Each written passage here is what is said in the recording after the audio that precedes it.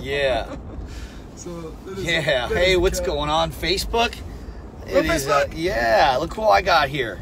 What's happening? Look who this is. What's happening? Yes. So hey, what's up, Facebook Cleveland? I want to introduce you to my great friend, my brother from another mother, and my real estate coach since 2012. Yes. Crazy. Yeah. Say hi to my friend John Kitchens, everybody. What's happening? What's happening? There we go. What's happening? Yeah. So we were, John and I were just talking about, hey, Beverly Ruffner's on. What's going on, Bev? What's up, Bev? What's up, Bev? I got a big hug with Bev today. So was she down in Atlanta? I got to see Bev. Oh, cool. It was amazing. The first time I got to see her in quite a while, so it was great to have her there. Amazing. It was awesome. That's great. Yeah. So I wanted John. We were sitting there rapping on the way. I just picked him up from the airport in CLE, and we're. I wish we'd have been recording. We're heading back. I know. And I said, I already had this live queued up because I want to shout out to Andrea Timko, our new social media marketing guru, who is also my accountability partner. No way. Yes. And she goes, awesome. hey, I said I was going to go live every day to the event. So here we go. And John started just kind of dumping on the information that he's going to be sharing with everybody. I said, man, we should be doing live on this. So here we go. Yeah, man, just kind of like, so there were two things. I mean, you're going to start with mindset and then go into productivity, but it's going to be self-leadership, right? Yeah, so we were talking about, as we were just kind of talking through everything and trying to get clear kind of what the goal is. And, it's really been teed up as the headline as productivity warrior. And it's like, okay, well, what does that mean? And really, we can think that we want to be the most productive we can, but we have to really figure out who we need to become to be the most productive. So, really to kick that session off, we've got to do some deep dive, right? We've got to go deep, and I hope all of your Cleveland folks bring their belt buckles so we can buckle up a little bit and get real and really take a deep dive and introspective of really who we have to become and the things that we have to overcome and get out of our own way to be the most productive. And then from there, then we can talk about productivity, right? Then we can talk about maximizing productivity, becoming that productivity warrior, and then some really great success. What's the number one thing that leads to your success? We've got some great bullet points and things that we're going to hit home on, some actionable items that people are going to be able to implement immediately that I know that'll have tremendous impact in their productivity, once they have that awareness of who they have to become, because that's where it starts, right, man? Yeah. You got to be aware, and once you're aware, then you can make a choice.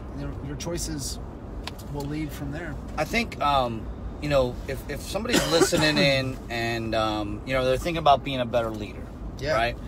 Could you just kind of talk about that journey? Because, it's one of those things when it comes to, at least for me, you never arrive.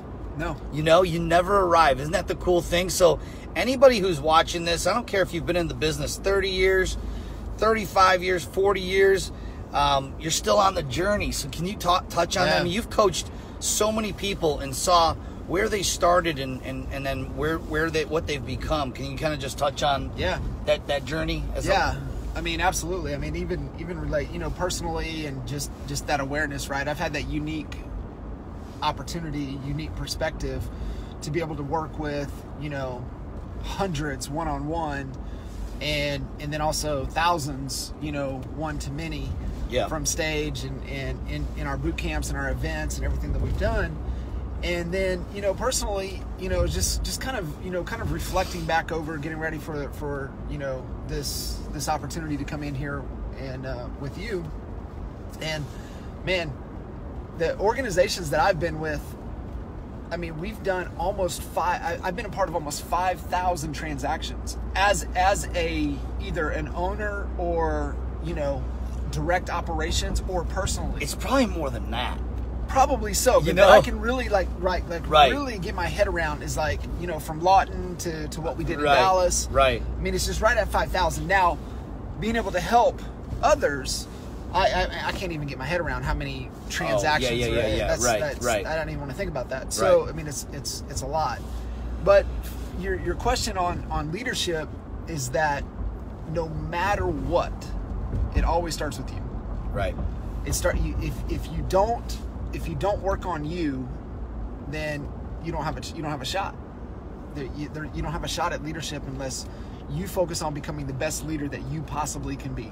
It's self-leadership. It starts with you. Yep. And if you don't work on you and you don't become the best possible leader that you can be, you are not going to impact those around you. It's about influence, right? And what you have to remember is that you are demonstrating the behavior that you want to really instill into the people that are paying attention to you. And people are like, well, man, Al, I'm not a leader.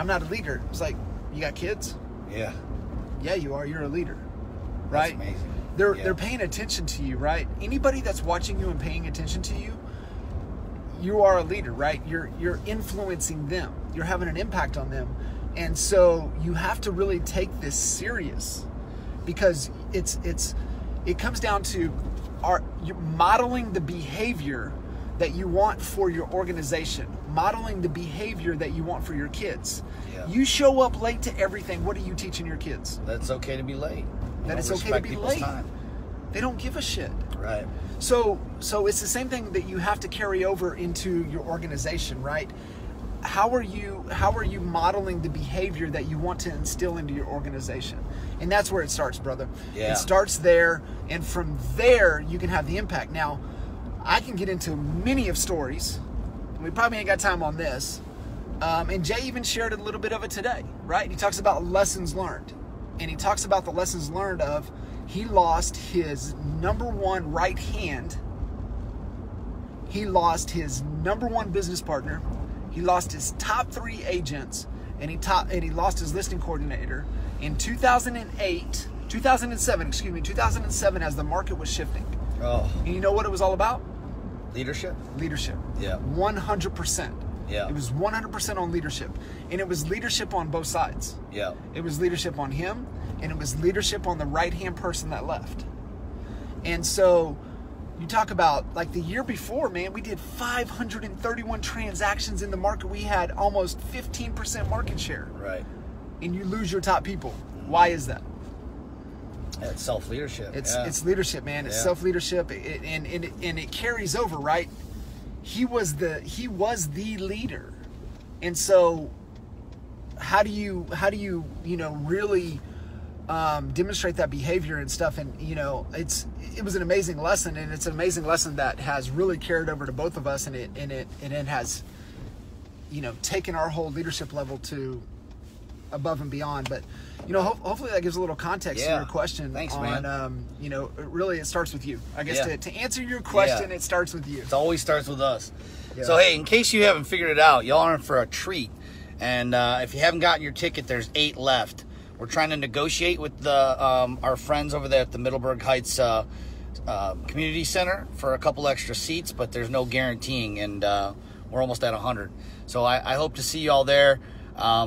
This is what you're going to get, a lot of this. This is what people have paid thousands of dollars to travel on airplanes to go to Dallas, Texas, to hear this guy talk about leadership and growth and just becoming a better person all around. So excited to see everybody there. And as we always say, we'll see you at the top Or from the top. All right.